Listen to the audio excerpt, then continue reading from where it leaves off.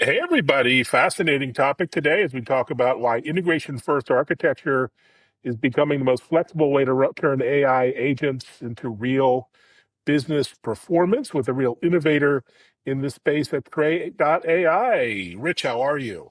I'm doing great, thank you. How are you, Evan? I'm doing well. Thanks so much for joining. Super excited for this conversation. We cut through some of the hype and talk about real enterprise opportunities. Before that, maybe introduce yourself and the journey to Trey.ai. What was the big idea Sure. when you started? Sure thing. Yeah, I'm Rich Waldron, one of the co-founders of Trey. The big idea, or how we started, is sort of the way I think most founders operate. In that, we were extremely frustrated with the challenges that came with automating and working with lots of different software solutions. So, a kind of age-old problem that has seen all the various stages of computing to date. But our approach was, how do we turn smart business people within organizations into capable programmers? How do you sort of take the paradigms of programming and make them more broadly available to a technical audience within a company?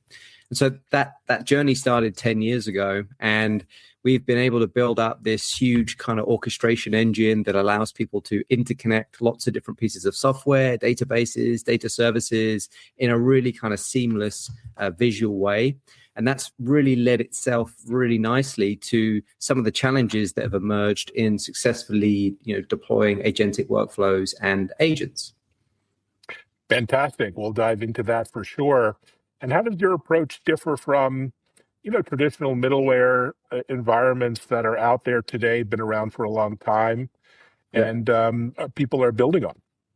Yeah, so I mean, we started out, frankly, trying to use those solutions, and what we found at the time is that in most cases they were built for the sort of on-prem to cloud era, so they weren't as comfortable with cloud workflows or workloads. They weren't as comfortable with more native cloud service APIs, and we found that the effort that was required to build something successfully was not far off what it took just to go and build and deploy it yourself anyway. And so for us, it was all around how do you sort of abstract away all the hard parts of integration, which is not really the connectivity itself, but everything that happens behind the scenes. How do you deal with concurrency and high throughput and APIs failing and everything that builds kind of resilience behind these things that you create? And at the same time, how do you take away the barriers in what happens if a connector doesn't exist? What happens if that service isn't supported natively? How do you make it so that people are able to build capably on top of that? And so the sort of combination of the two has meant that everything occurs within a single platform on Trey. You're not managing logs somewhere else and building in a separate area. It means that you're sort of much faster in the work that you create, and you're not thinking so much about how to handle the scale on the back end. Fantastic. And we've seen lots of news media reports and studies. The MIT study of a few weeks back that many enterprises are struggling to turn AI pilots into real scalable, services that can provide business impact. Why is that? What are some of the top reasons that you see? Yeah, I think my view was the headlines perhaps don't tell the full story. So I'm fortunate enough to be on the front line. Trey has thousands of customers. They're medium to large enterprises, many of the world's best known brands. And the trend that I typically see is the agents or the agentic implementations that are owned by IT, that are built in collaboration with the departments, that are well thought out and scoped, and the ROI is kind of measurable and clear. They're being super successful, and they're iterating quickly.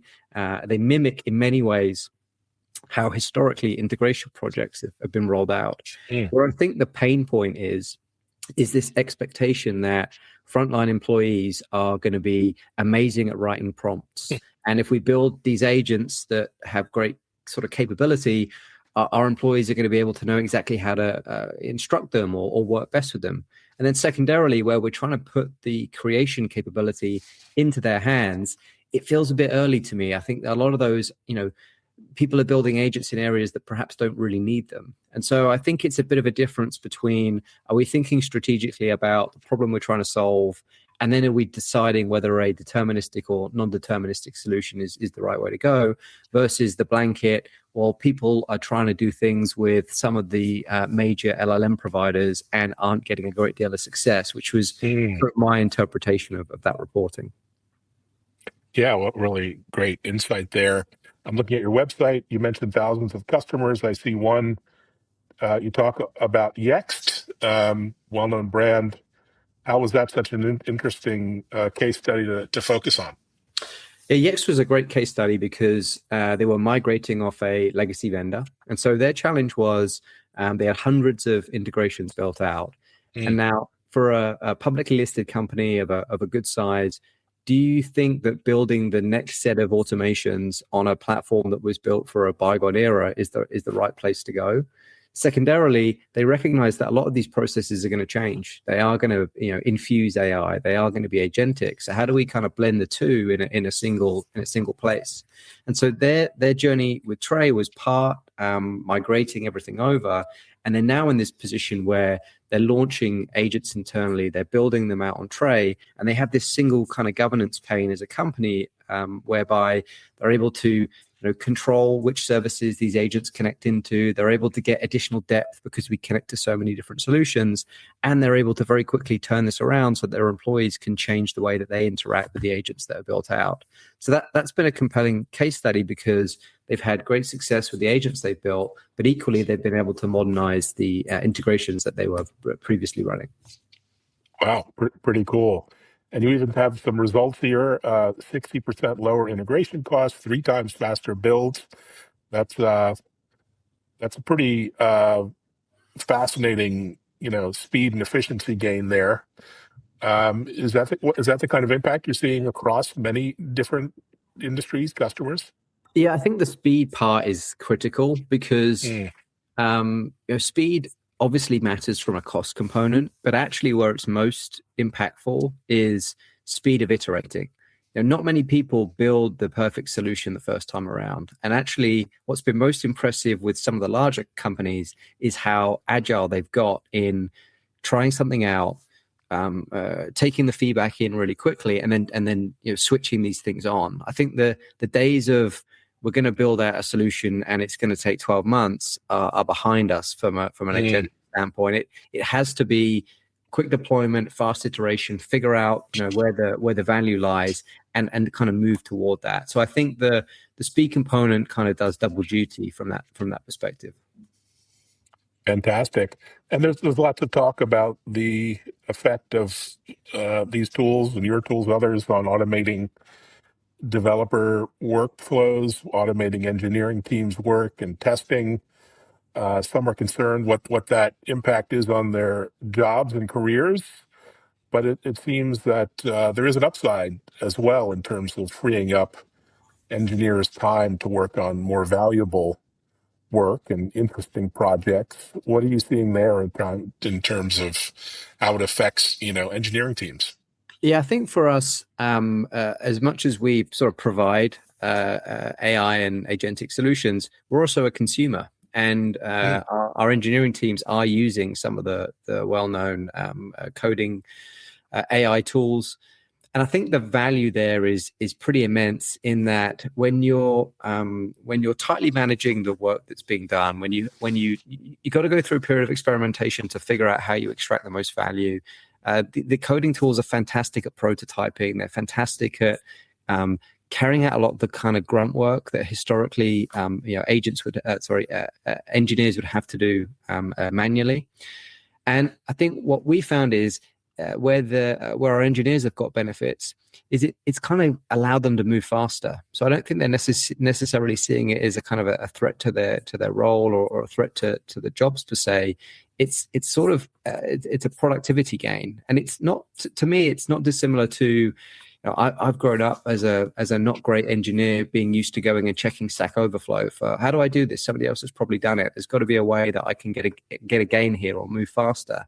And I think AI is kind of bringing that right to the front line of the creation piece, and actually carrying out some of that work for people. So Yeah, for me, it's very much about an accelerant, and we've been really impressed with some of the results that we've had internally. Fantastic. And speaking of accelerant, do you have agent accelerators that are sort of pre-built agents for real-world use cases? I see you've chosen things like a support agent, knowledge agent, ITSM agent. That's a great one. HR agent. Is this the sort of low-hanging fruit that every enterprise can take advantage of today? Yeah, that's exactly it. The accelerators and the idea behind them is these are the starting points. And Mm. if you think the sort of thing that differentiates companies is the processes they have, the data and where it's structured, and ultimately the sort of proprietary tooling that exists within an organization. So if you're going to get started on this journey, you probably already have some sort of IT support solution in place. So starting with an ITSM agent, working with some of the tooling that you already have, getting something sort of into production that starts to demonstrate how it can work, sets you on your path to then go and say, okay, how can we knit this deeper into the way that we already operate? How can we reach further into some of the platforms that we've already implemented?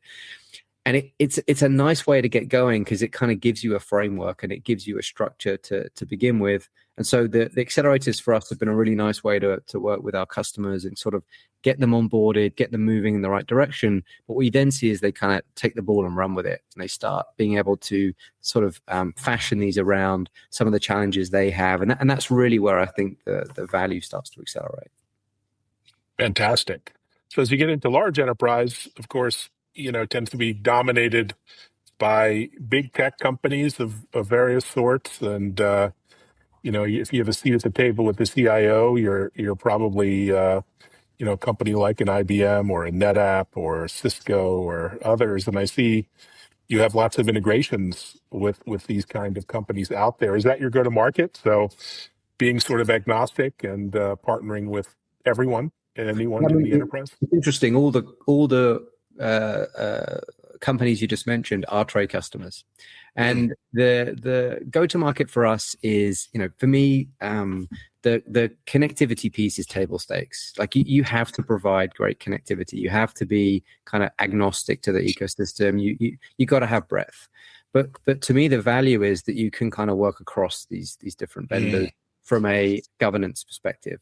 So it means that as a CIO or as an IT department, we're in control of where our data goes, which vendors we operate with, which actions we want to take in which downstream vendors. And when you add that agent layer, you're then dealing with, how do I make sure that people aren't throwing proprietary data into an LLM? How do I make sure that we're not exposing systems to people that we shouldn't? And so sort of being that pane of glass that sits between these different systems, or rather that glue that exists in the middle, is really the role that we play. And so from a go-to-market perspective, it's about, how do we help you speed up your implementation? How do we give you the governance and control that you need? But ultimately, it's enabling these teams to be able to build faster and be successful. Fantastic. And speaking of those large enterprises, I mean, many of them already have some kind of integration layer. Big companies they've worked with for sometimes decades. They've been around for a while. How do you start with Trade.ai and embark on this journey when there's so much legacy out there? Well, that's kind of the beauty of it. I think you find that most enterprises have multiple vendors, and they're serving different problems. And I think just because you have used a vendor historically doesn't mean that that's the right vendor to use for the next thing that you need to go and build out. So quite often we'll see a legacy vendor may stay contained with a certain set of automations or integrations, and that organization will say, hey, actually, we're trying to do something that's a little bit more cutting edge. We're trying to build an automation that is going to be able to go beyond the pale of what we're used to. And that's where Trey steps in, and they're able to start getting something stood up with our team very quickly. We kind of go through a joint build process, and that ultimately means that they can get demonstrable value fast, but it doesn't matter that necessarily there's a pre-existing vendor in the building. I think for companies of the size that we're talking about, that's a pretty normal thing to expect. Brilliant. So we're almost in 2026, hard to believe, but what are you excited about as we head into the new year? Can you give us a peek into the go-to-market, or maybe your roadmap? What are you anticipating for next year? I think the hot topic right now is orchestration and governance for companies. I think the first wave was we have to do something. We have to experiment. We have to try different vendors. We've got to get things stood up. And I think we're now kind of moving into that stage of, okay, we've sort of started to figure out what has worked and what hasn't. We now need to put some better checks and balances around what we roll out into production for the companies or the employees that we work with. And so for us, it's a lot about how do we release capabilities that help companies go and do that. So just recently, we launched our Agent Gateway that allows companies to provide a authentication and permissioning layer to MCP. It also allows companies to expose tools created on Tray via MCP to other services, and it does it all in a governed manner. And we know that that's a problem that a lot of companies are wrestling with right now. So the sort of roadmap for us and the future releases are all about that drumbeat of how do we continue to allow you to take advantage of all this amazing technology, but harness it in a way where you're not kind of giving away the keys to your kingdom. Brilliant. Well, thanks so much for the update on the vision and strategy. Really looks tremendous, and good luck for the new year. Thank you very much. And thank you. Thanks, everyone, for listening, watching, sharing the episode. Also, check out our TV show, techimpact.tv, now on Bloomberg and Fox Business. Thanks, Rich. Thanks, everyone. Thank you. Take care.